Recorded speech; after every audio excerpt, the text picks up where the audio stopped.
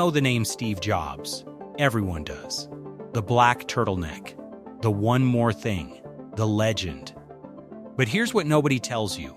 Steve Jobs didn't build Apple alone. Not even close. There were people behind him, beside him, and sometimes ahead of him, without whom Apple would have stayed a garage hobby and nothing more. One of them walked away with $800 when he could have had $400 billion. One of them designed every single iconic product you've ever held. One of them saved the company from dying quietly without a single keynote. These are the 5 people who really built Apple. And their stories are far more interesting than the myth. Before Steve Jobs had a vision, Steve Wozniak had a circuit board. Wozniak, everyone called him Woz, designed the Apple I by himself. Not as a business, not for money. He gave the blueprints away for free at a hobbyist computer club because he thought knowledge should be shared. It was Jobs who looked at that design and saw a product. It was Jobs who said, "We can sell this." Then came the Apple II, the machine that actually put Apple on the map. The penalty for failure for going and trying to start a company in this valley is non-existent. There really isn't a penalty for failure either psychologically or economically, in the sense that if you have a good idea and you go out to start your own company, even if you fail, you're generally considered worth more to the company you left because you've gained all this valuable experience in many disciplines. It was the first personal computer with color graphics, a keyboard, and a real operating system. Wozniak designed every piece of it. Britannica calls it the first commercially successful personal computer in history. And then, at the peak of his success, Wozniak did something Silicon Valley still doesn't understand. He gave millions of his own Apple stock to early employees who hadn't received enough shares. He said they deserved it. No press release, no announcement, just a check. Jobs was the showman. Wozniak was the engineer who made the show possible. Almost nobody talks about Ron Wayne, but he was there on day one. When Jobs and Wozniak were 2 young men with energy and no direction, it was Wayne, older, steadier, wiser, who typed up the original partnership agreement, drew Apple's first logo, and helped convince Wozniak to formalize the company. He was the adult in the room. For his role, he received a 10% stake. Jobs and Wozniak each got 45%. Just 12 days later, Wayne was gone. Apple was structured as a general partnership, meaning all 3 founders were personally liable for any debts. Wayne had a house, a car, personal assets. Jobs had nothing to lose. Wozniak had nothing to lose. Wayne had everything. When Jobs took a $15,000 loan to fill an early order, Wayne saw the risk and walked away. He received $800 to exit and later an additional $1,500 to formally forfeit any future claim. That 10% stake? With Apple now a $4 trillion company, it would be worth over $400 billion today. Wayne, now 91, has said he has no regrets. "My success has never been defined by money." He didn't stay. But without him, Apple might never have started.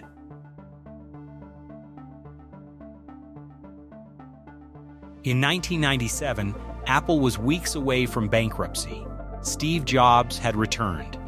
And somewhere inside the building, a quiet British designer named Jony Ive was waiting for someone to finally listen to him. Jony Ive had been at Apple since 1992. 5 years of ignored ideas. 5 years of gray, forgettable computers. Then Jobs walked in and said, "Design matters." Ive had a partner. The iMac G3 in 1998 was Ive's first strike. A translucent, colorful, beautiful machine that looked nothing like anything before it. It became the fastest-selling desktop in Apple's history. Apple was back. Then the iPod. Then the iPhone. Then the iPad. Then the MacBook Air. then the Apple Watch.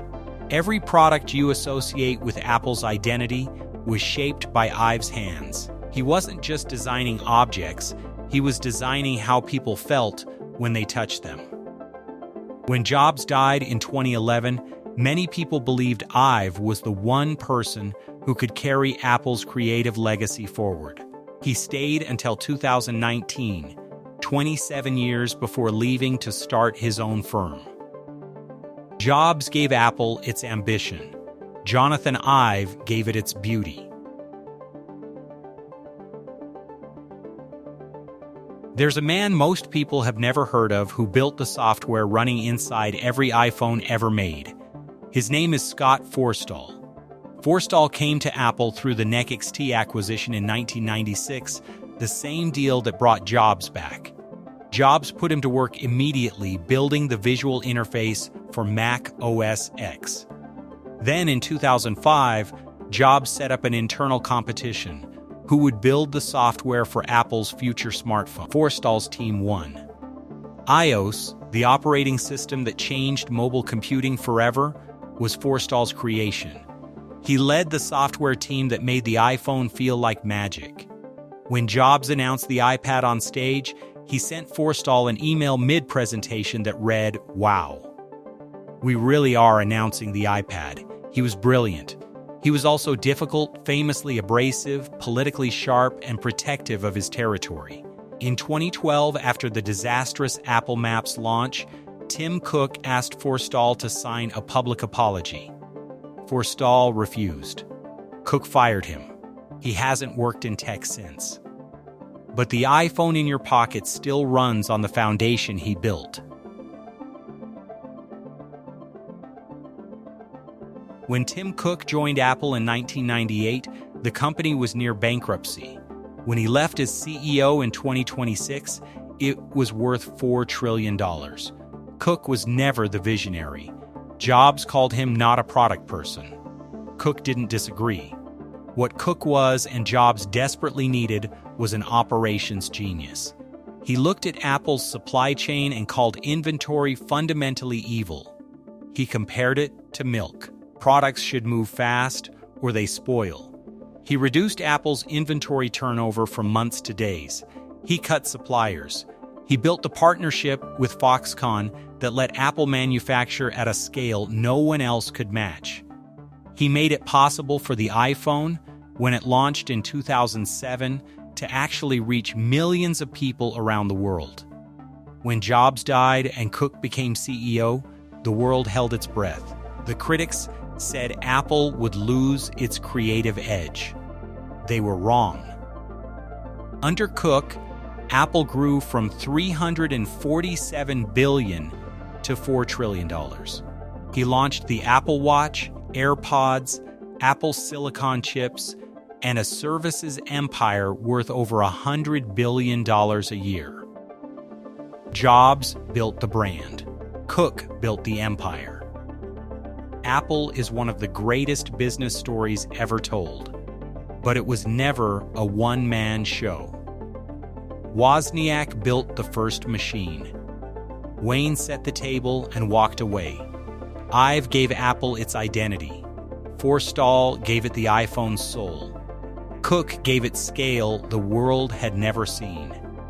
Steve Jobs was the conductor. But he needed the orchestra.